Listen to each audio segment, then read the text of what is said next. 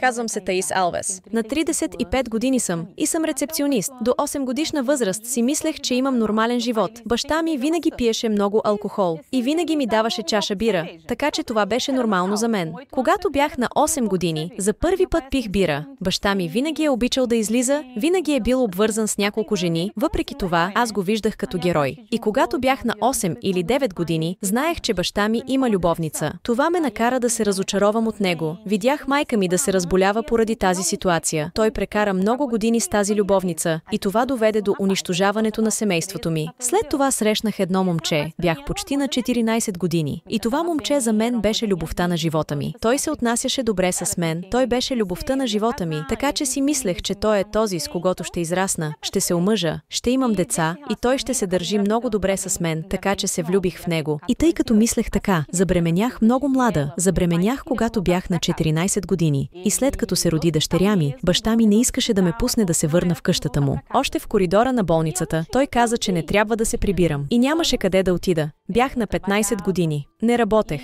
И през този период отидох да живея в къщата на хора, които познавах. Спрях да уча в този период. Нямаше на кого да оставя дъщеря си. И затова спрях да уча. И това беше много труден период за мен. Не можех да се издържам. Спомням си, че през този период започнах да събирам картони от улицата, за да ги продавам. Онзи ден си спомням, че сумата, която получих, беше 1 реал и 15 цента. Купих литър мляко за дъщеря ми и така продължих да живея. След известно време си намерих работа да правя хамбургери. Печелех по-малко от минималната заплата. След това намерих работа във фабрика, която произвеждаше чанти. Но започнах да се уморявам от този живот. Станах много тъжен човек. Стигнах дотъм, че много се карах с бившия ми съпруг. Започнахме физически да се нападаме един друг и аз не исках да живея с него, защото разбрах, че ще живея разрушен живот. И той пиеше много, излизаше от къщата, започваше да ми изневерява, излизаше един ден и се връщаше само на следващия ден. Напуснах фирмата, в която работех, защото имах пневмония и си намерих друга работа с регистрация и всички трудови права. Затова реших да се разведа. Но дори след развода останах много тъжна и депресирана. Бях много нервен човек. Не се страхувах от смъртта, не се страхувах от битка, не се страхувах от нищо. И в тази нова фирма, където започнах работа, имаше много хора от църквата, много църковни служители. И вече реших, че искам да променя живота си. Вече не исках този живот за себе си. Не говоря за финансов живот. Исках да се променя, исках да познавам Господ Исус. Уморих се да страдам. Бях човек, в който никой не вярваше в мен. В действителност за обществото бях безполезна, защото жена, която забременее на 14 години и има дъщеря на 15 години, тогава хората смятат, че тя няма стойност.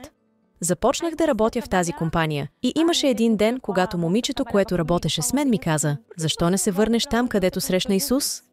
Защото когато бях на 11 години, майка ми започна да ходи на църква, но баща ми ни малтретираше заради църквата. И в крайна сметка се разочаровах, нямах Святия Дух и спрях да ходя на църква. И на тази работа момичето ми каза: "Защо не се върнеш там, където срещна Исус?" И казах: "Ще се върна." Така започнах да ходя на църква. И разбрах, че имам нужда от Святия Дух. Тогава започнах да се боря да получа Святия Дух. Започнах да премахвам цялата мръсотия, която нося в себе си. Започнах да се очиствам духовно и започнах да търся Господ Исус с цялото си сърце. Кръстих се във водите и в сряда, денят на спасението, онзи ден получих Святия Дух. И в деня, в който получих Святия Дух, не беше радостта, която дойде първа, но беше мир. Защото бях много разстроен човек. Бях човек пълен с болка, човек пълен с лоши негодувания. Имах омраза към живота, омраза към света. Имах желание за самоубийство. И в този момент получих мир, какъвто не бях имала през целия си живот. И това беше всичко, от което се нуждаех, за да продължа напред. Святият Дух преобрази живота ми, така че днес казвам на Бог така: мога да загубя всичко и всички, само не мога да загубя Исус. Защото преминаваме през тъжни ситуации, но Святият Дух е нашият най-добър приятел. Светият Дух е нашият съпруг. Той е нашата любов. Светият Дух е всичко за мен. В каквато и ситуация да премина, първият, когото ще помоля за помощ, е Той.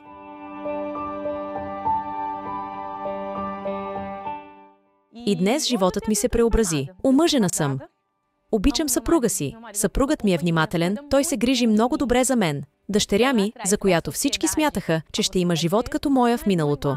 Сега дъщеря ми е помощник в църквата. Тя също е кръстена със Светия Дух. Имам и още един син. Той е много любящ. Той е послушен. Няма от какво да се оплаквам. Аз съм част от църковната група, наречена помощници на терапия на любовта. Аз, който преди имах разрушен брак, днес нося интелигентна любов на други хора.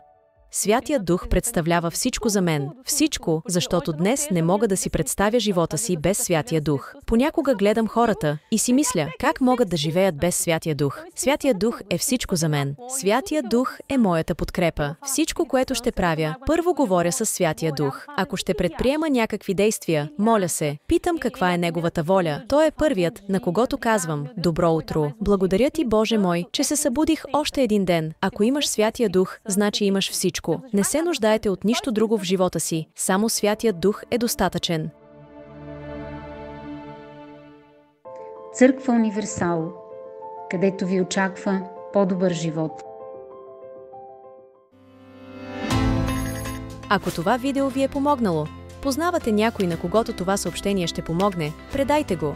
И ако все още не сте се абонирали за канала, абонирайте се сега и оставете вашето харесване на видеото.